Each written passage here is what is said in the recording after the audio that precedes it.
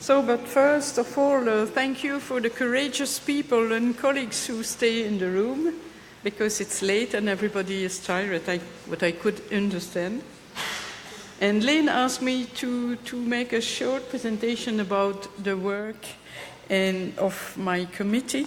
And 5 minutes, as you know, are very short to summarize all the work that has been done since 1991.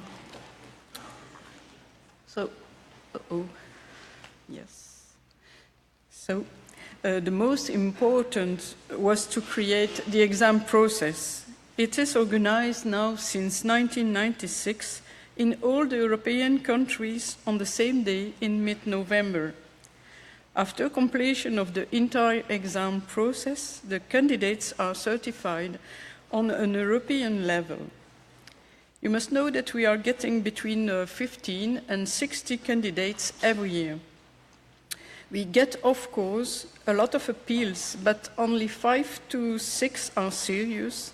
These are appeals from people moving to Europe and wanting to achieve our certification.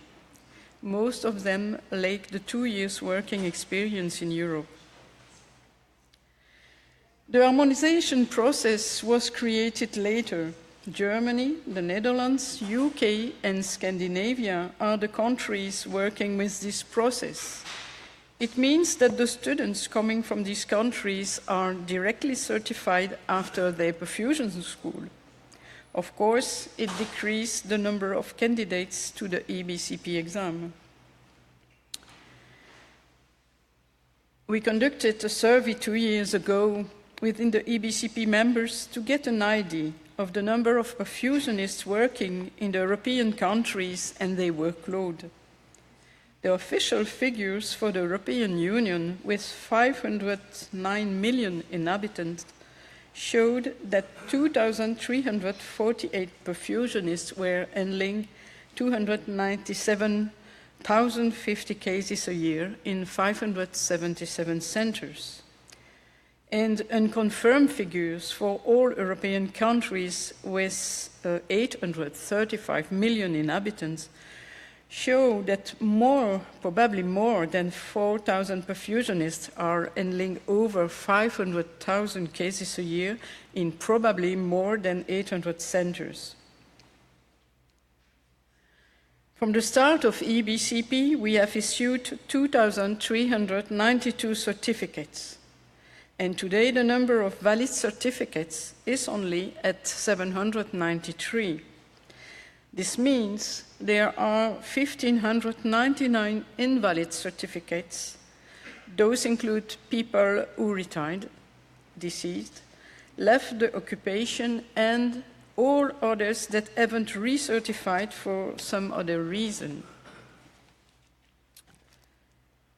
Here, we can see the proportion of valid and invalid certificates with regard to the total amount of perfusionists working in each country. I'll let you the time to look at your own country. It shows the importance of the work needed to get all our European colleagues together in one single professional group. To conclude, we can say that the EBCP Certification Committee has built the fundamentals. It is now the task for the younger generation to try to work all together. Of course, we need to certify all the new colleagues coming from our European schools, but we also need to find new ways to keep more recertified colleagues in the future. If we become a really big and powerful group of health professionals with a high degree of training and education in all European countries, and with a common process of certification and recertification, chances will increase to finally get a legal recognition in the European Union. I thank you for your attention.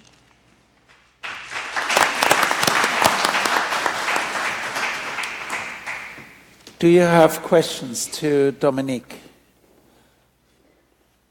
You will all sign up for the next exam, I suppose? If there are no other comments, then I have the pleasure to announce all the people that have won awards during this day for excellent presentations and excellent posters. I'm not sure whether these people are here. The first person who won an award for a very good presentation was Staffan Svenmarker, but I think he did leave for a meeting. But we can still applaud for his achievement. The other person who has got an award for an excellent presentation was Thomas Gudbjartsson, but he's not here either. Okay. And then the best poster presentation was Pedro Lucas. Is Pedro here? No. Yes. Ah, yes. Frank, do you want to give it? Would you come up to the stage? Do you want to give it to him? Or shall I do? Yeah. Where is the stuff? Ah, there it is. Now, the good thing is you will get loads of presents. Thank you very much. Thank you very much. There's two small presents, and that's a check over $1 million, I think. Yeah. Thank you.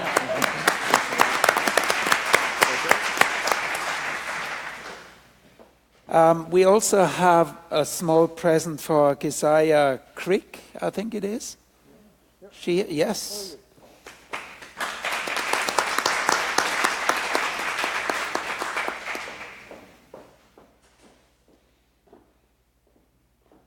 That was for your presentation today. Thank you.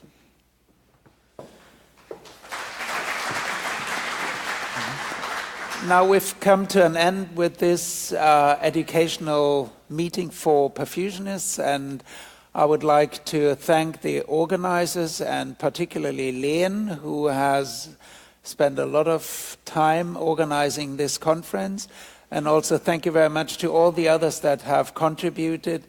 Thank you also to the EACTS that made it possible to host this meeting in conjunction with the EACTS meeting. Sorry? Yeah. Of course, we would also like to thank all the sponsors that have made this possible. Some of them are here in the audience, so thank you very much. And I hope that you will continue to contribute to this conference also next year.